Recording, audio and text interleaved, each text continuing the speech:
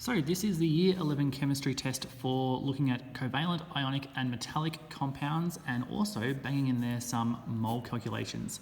This is the practice test A for this one, and we're going to go into the first question. Hydrogen peroxide is a very strong oxidant used in commercial cleaning. It has a short shelf life because it decomposes readily into oxygen gas and water. Balance the equation below. So here we have the chemical equation of the decomposition. What do we need to do? Balancing means we need to have the same number of particles on each side. So therefore, let's have a look at what we've got. On this side, I've got 2 hydrogens and 2 oxygens. On this side, I've got 2 hydrogens, which is good, but I've got 3 oxygens. So I need more oxygen on this side. So let's put a 2 here. That's going to give me 2 times 2 is 4 hydrogens and 4 oxygens.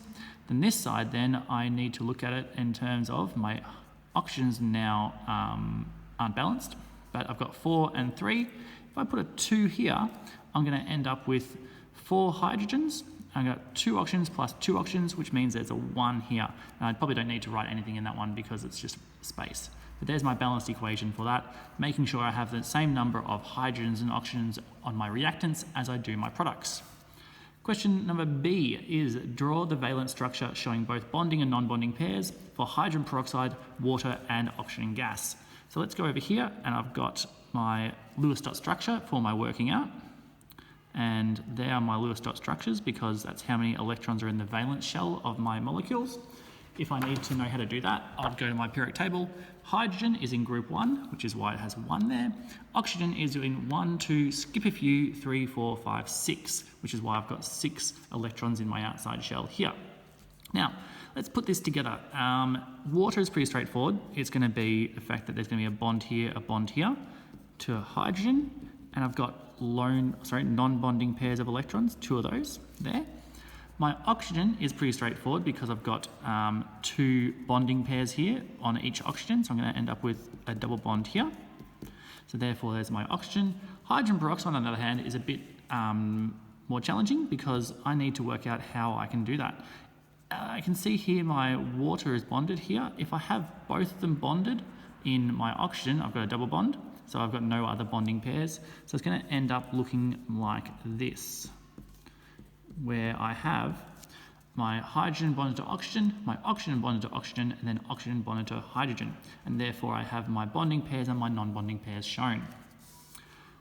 Part C is using water as an example, explain the difference between intermolecular force and an intramolecular force. Okay, so intermolecular force and intramolecular force, and water is my example. Let me go here and draw an example of water. There it is. And I'm going to show this one here. My intramolecular force is between atoms. Intramolecular force is between atoms, all right, inside my molecule. And if I look at this and then go where my delta negative and delta positive are of my water molecule, because I know it's polar, can talk about polarity a bit later on maybe, I can see the fact that this is going to be attracted to another water molecule, and therefore this here is my intermolecular force between molecules.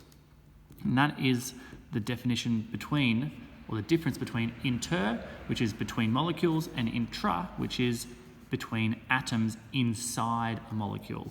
Might want to try and write that there as well and say that it is inside a molecule.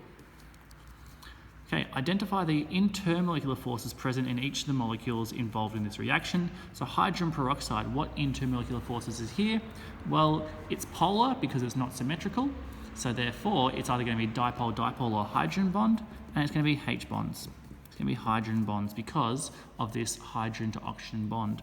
Remember H bonds because it's got F to H or O to H or N to H. That's what hydrogen bonds represent. So therefore water also has hydrogen bonds. Our oxygen over here is symmetrical, so it's non-polar, so it's going to have only dispersion forces. Because it's non-polar. And that's the reason why these guys have these type of bonding.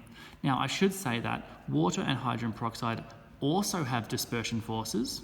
So I might write that as well, dispersion forces, because every single molecule has dispersion forces. It's just the fact that the hydrogen bonds are more prominent and a stronger form of bonding than a dispersion. So everything has dispersion forces, but hydrogen peroxide and water both have hydrogen bonds as well.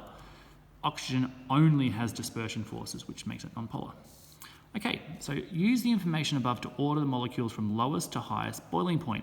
Well, the lowest boiling point is going to be my dispersion forces, so O2 will be lowest, okay? And then that is going to be lower than, well, both of these have hydrogen bonds. What's the difference here? Well, my hydrogen peroxide has more ability for hydrogen bonds because it's got two regions where this hydrogen is bonded to an oxygen. So therefore water will be next because it has less amount of hydrogen bonds. Then our hydrogen peroxide should be the highest because of that amount of hydrogen bonding that you would see. Also the fact that it's a larger molecule than water would play into that as well. Part F, which is our last part for this question. A particular amount of hydrogen peroxide decomposed and produced 100 grams of water. Determine the amount of mole of water produced. So this is a mole question, so number of moles of H2O. It's going to be equal to mass over molar mass equals 100 divided by 18, which is our molar mass of water. I grabbed my trusty calculator that I bought on eBay, and it's going to be divided by 18, 5.56 mole. Next question is determine the amount in mole of hydrogen produced. So number of moles of hydrogen produced will be equal to 2 times my number of moles of water because there's 2 hydrogens in my water. So take that, again, times by 2, gives me 11.1. So that's mole there for I and II. I. What do I need to know? I need to know the mass of hydrogen peroxide that was used in the decomposition. So mass of H2O2 equals number of moles times molar mass equals a number times, what's my molar mass of this? 16 times 2 is 32 plus 2 is 34. So times 34. I need to know my number of moles of H2O2, and that's going to be equal to the number of moles of hydrogen divided by 2. My number of moles of hydrogen divided by 2 equals, well, it's that one there again, 5.56.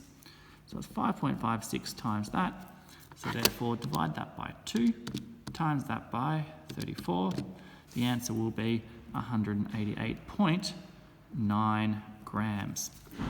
And each time I'm doing a mole question, I'm setting out my working so I can see what I'm finding, number of moles of water, number of moles of hydrogen, mass of hydrogen peroxide, and that way I can work through and work out what I need to find out and how I need to do it.